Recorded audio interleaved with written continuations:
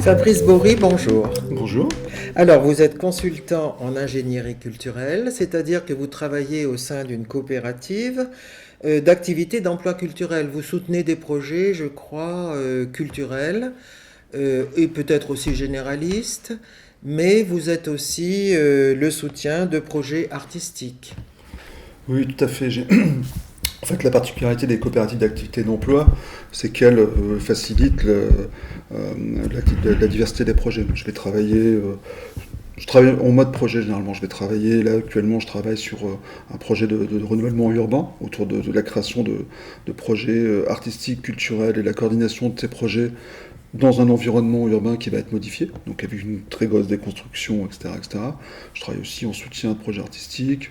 Voilà, moi, je conduis moi-même des projets artistiques, des projets de recherche, et j'accompagne des projets culturels et artistiques. Voilà. C'est vraiment très très varié. En fait. Voilà. Alors nous sommes ensemble aujourd'hui parce que notre association Maison de la Culture du Havre organise un débat sur les tiers-lieux. Ce sera le 5 octobre, je le rappelle à nos auditeurs, toute la journée à partir de 10h avec des tables rondes et des ateliers pour examiner au fort de Tourneville comment vivre ce que nous appelons la culture partagée. Et je crois qu'ici, sur ces territoires auvergnats, vous êtes à l'origine ou du moins en soutien de fondations, de lieux comme ça, de tiers-lieux, de lieux culturels. Oui, tout à fait. En fait, moi, je m'étais intéressé à ces questions-là il y a à peu près une dizaine d'années où on voyait quand même poindre des nouvelles façons de travailler, de nouvelles façons de coopérer pour les opérateurs culturels et artistiques. Et c'est vrai qu'on a les grandes institutions culturelles, les gros opérateurs qui peuvent être les centres dramatiques nationaux, les scènes nationales ou les scènes de musique actuelle qui ont en gros un cahier des charges et des missions d'accompagnement de projets, etc. Mais qui restent quand même dans une logique un peu, on va dire, un peu corporatiste. Oui, ce sont des institutions.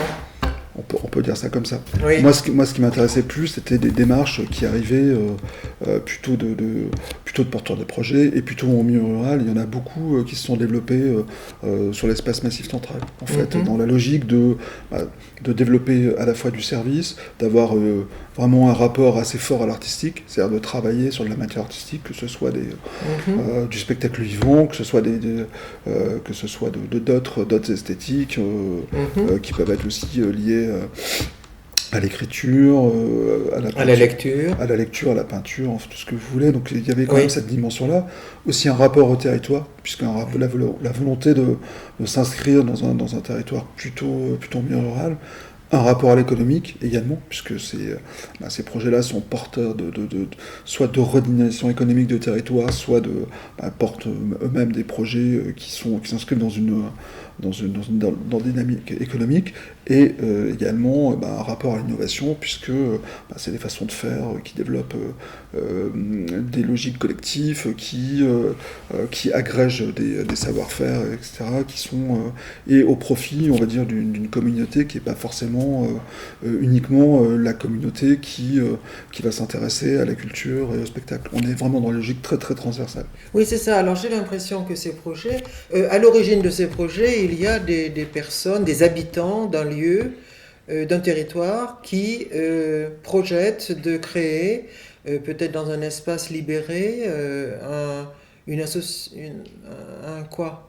Qu'est-ce qu'on fait ? Qu'est-ce que c'est ? En fait, c'est vrai qu'il y a toujours on a vu l'évolution des politiques publiques depuis Malraux, etc., avec la volonté de décentraliser, d'offrir bien sûr. Un terreau pour la création et puis et une offre en milieu rural notamment. Aujourd'hui, moi, ce qui m'intéressait, c'était plutôt la logique de personnes qui souhaitaient développer leur capacité d'agir et d'être utiles à leur territoire et de s'engager durablement. Et autour de de projets artistiques également exigeants. Donc là, j'ai 2-3 exemples qui viennent de l'esprit. Oui, par exemple, parlons du poulailler à Rochefort-Montagne. Alors le poulailler avec lequel j'ai travaillé au départ, je continue à collaborer sur des projets, mais en fait, je travaille avec eux sur l'accompagnement, notamment sur la mise en œuvre de leur projet et le financement. Et je trouve que ce projet est vraiment intéressant puisqu'ils sont des personnes qui habitent sur ce territoire ou à proximité, qui ont souhaité créer un endroit où on va à la fois proposer de la culture accessible, avec de la culture diversifiée, du théâtre, de la musique, mais aussi des services à la population, du lien intergénérationnel, et une offre vraiment multiple où tout le monde a la possibilité d'intervenir et de faire des propositions. C'est vraiment autour d'un projet associatif extrêmement fort et qui mobilise les gens du coin et aussi les opérateurs économiques. Parce que tous ces projets-là, ce qu'ils ont d'intéressant, c'est qu'ils contribuent à la redynamisation économique des territoires. Ah, bien sûr. On ne va pas... en milieu rural ou sur les territoires, on ne va pas recréer de la sidérurgie. Bien sûr. Par contre, le fait que des équipes ou des projets comme ça s'implantent, ça agrège tout un petit faisceau d'opérateurs qui génèrent de l'économie locale de façon assez importante. Et donc le poulailler, c'était une démarche intéressante, en plus de sa démarche coopérative. Je pense aussi à ce qui se fait sur la petite ville d'Hérisson, dans l'Allier par exemple, où autour d'un lieu vraiment culturel avec une équipe artistique très forte, un label Lumière autour de Pierre Meunier qui tourne dans les scènes nationales. Eux, l'idée autour de ce qu'ils appellent un abri artistique, il y a toute une communauté qui s'est organisée. Ils ont fait venir des gens, des artistes connus un peu internationalement, mais aussi des personnes qui font des décors, des personnes qui ont une activité économique, et du coup même jusqu'à la gérante de la petite supérette qui est dans cet ADN-là.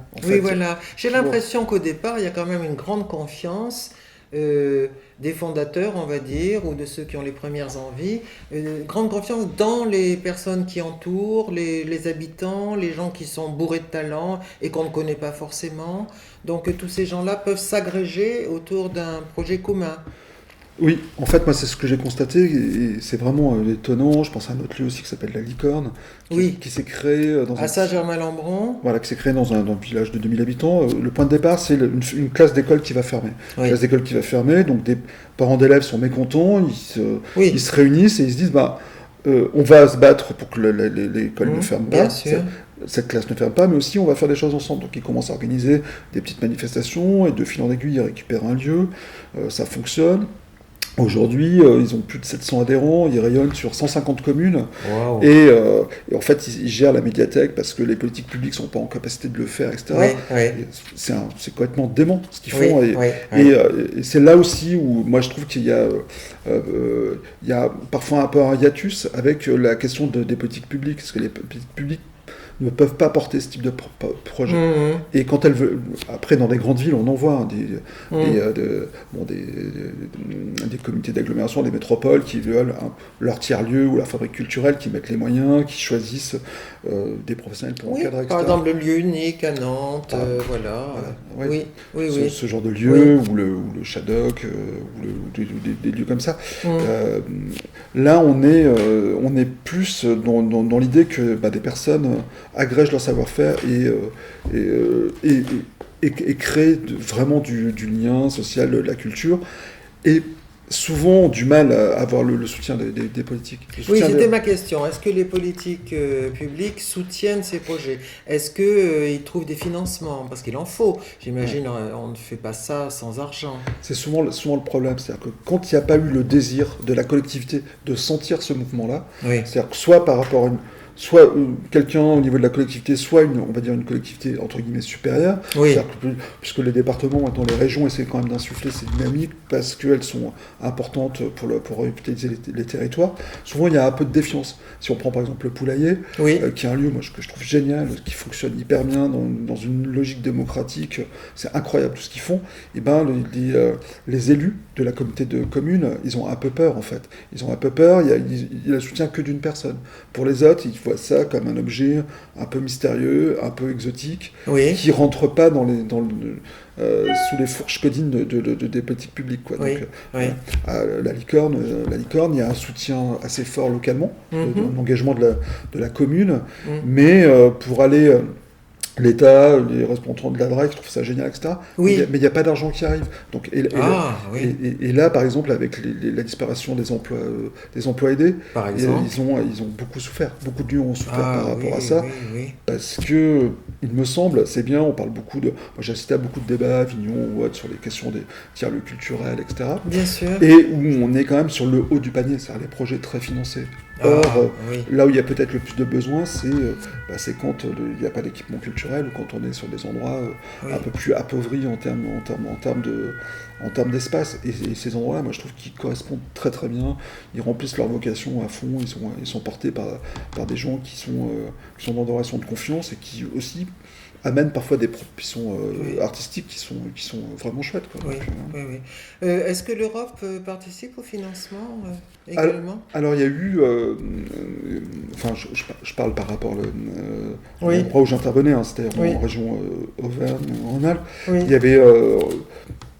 il y a eu la possibilité, grâce au financement européen, au financement leader, de soutenir la mise en œuvre de ces projets parce qu'il y avait d'autres partenaires. Donc ça, c'était extrêmement important. Et encore aujourd'hui, il y a un soutien via ces programmes de développement rural. Quoi.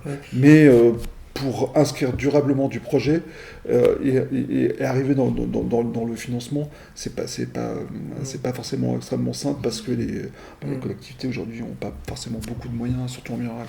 Ah oui, c'est ça. Sinon, vous diriez que ces tiers-lieux sont pérennisés grâce à une volonté quand même politique forte.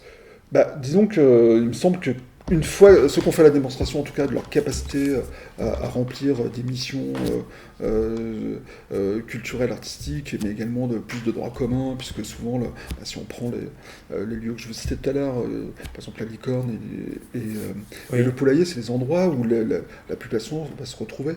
La licorne... Oui, voilà, il n'y a pas que de l'artistique. Non, la licorne... C'est très varié. Par exemple, il y a les gamins, ils sortent de l'école, ils viennent faire leurs devoirs, il y a des gens qui viennent utiliser l'accès Internet ou qui vont apprendre quelque chose ou même accéder à des demandes administratives qui sont complexifiées parce qu'il y a des personnes qui vont pouvoir les aider, les accompagner, ou simplement quelqu'un a une idée, va pouvoir la mettre en œuvre. Voilà, moi je trouve que c'est ça qui est vraiment assez incroyable et qui permet d'aller beaucoup plus loin que le fait de proposer soit des ateliers, soit une programmation culturelle. Aujourd'hui la demande elle est beaucoup plus importante. Les gens ont envie d'être actifs et acteurs.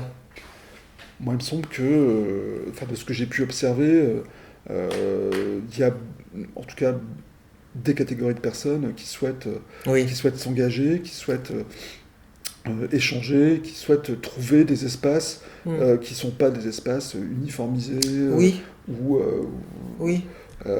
trop typés, etc. Et il me semble que ces endroits-là permettent cette Essayons de définir un peu qu'est-ce qu'un tiers-lieu. Alors j'ai cru comprendre que quelquefois c'était des friches, mais alors plutôt des friches industrielles, c'est ça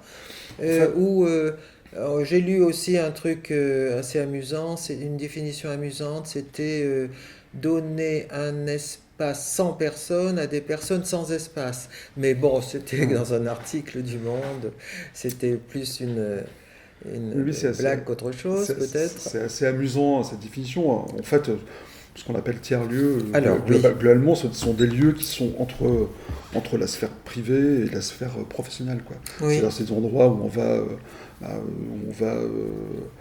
par exemple, ce sont des espaces de lecture, des médiathèques qui ont des horaires d'ouverture qui sont étendus. C'est des endroits où la population est associée sur les décisions, dans le sens de troisième lieu. Ce sont aussi des endroits où on va pouvoir expérimenter des choses, de type, souvent les tiers-lieux, il y a les Fab Labs, donc on va pouvoir... Qu'est-ce que c'est un Fab Lab? C'est des endroits dotés d'imprimantes 3D, où on va pouvoir expérimenter sur des objets, ou les créer soi-même, etc. etc. Après, il y a aussi souvent... on associe le tiers-lieu à l'espèce de coworking, mais c'est pas une obligation. Oui. Et souvent, on pense que ce sont des endroits plutôt qui sont dédiés au développement du numérique, au travail, etc. Oui, on a vu ça. Moi, je trouve que c'est beaucoup plus large que ça, quoi. En fait, le tiers-lieu, moi, ce qui m'intéresse plutôt, c'est les tiers-lieux culturels. Et ces tiers-lieux, ces fabriques, c'est des endroits où on peut créer du commun et où des artistes peuvent avoir un rôle important dans la société et pouvoir se confronter à des personnes qui sont totalement différentes.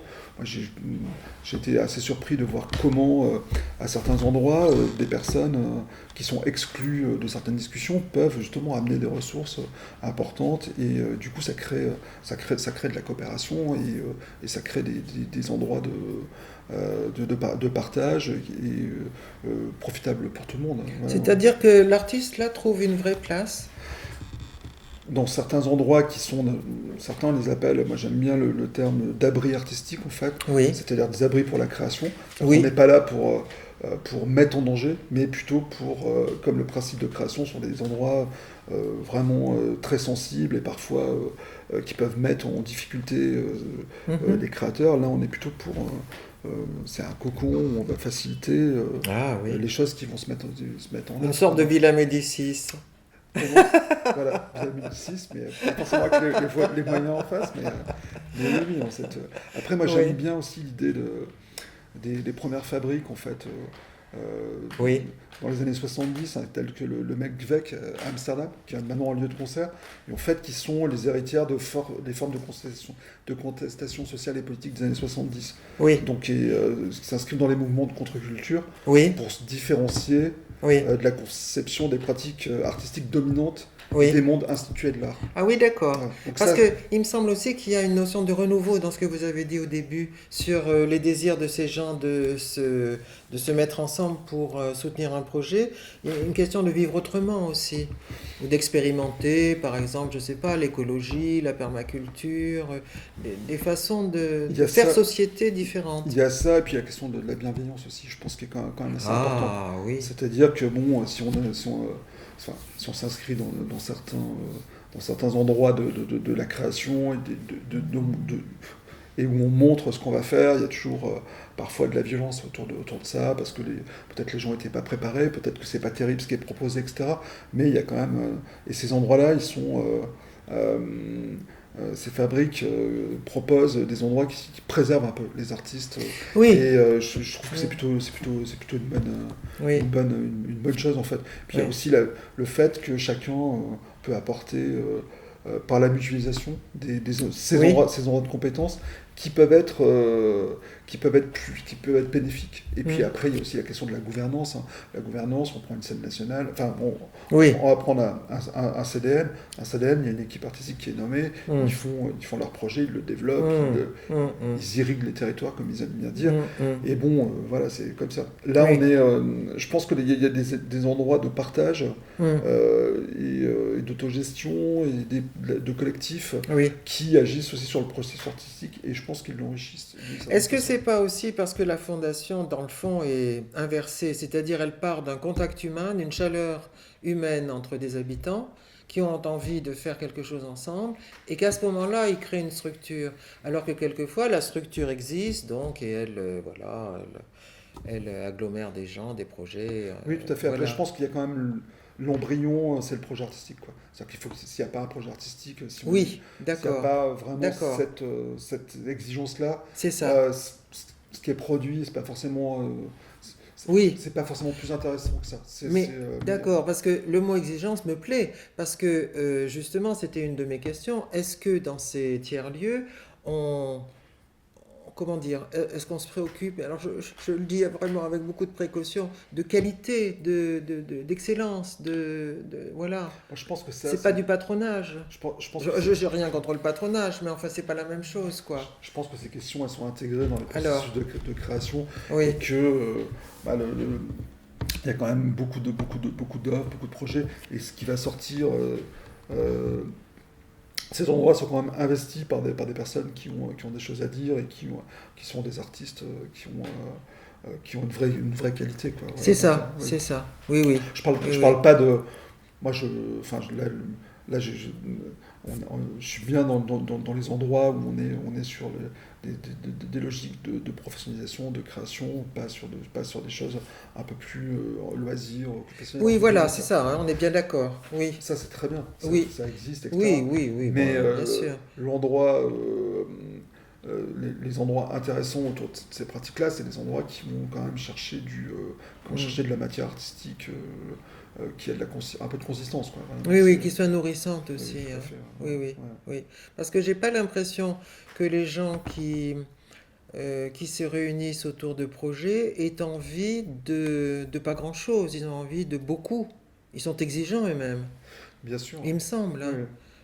De toute façon, les projets qui sont exigeants, ça veut dire que c'est des projets qui vont aussi chercher à s'enrichir de la part des autres, qui vont essayer de se développer et aussi exister dans un marché. Hein. On n'est pas, c'est pas auto-alimenté. C'est-à-dire qu'à un moment, des œuvres qui sont créées, les artistes qui sont en activité, ils doivent exister aussi sur les endroits de diffusion, donc ça veut dire que c'est pas cet endroit-là, il est aussi mobilisé. On n'est pas, et à un moment, il y a certains projets qui ne trouvent pas de modèle économique et donc malheureusement disparaissent. Ça fait aussi. Oui.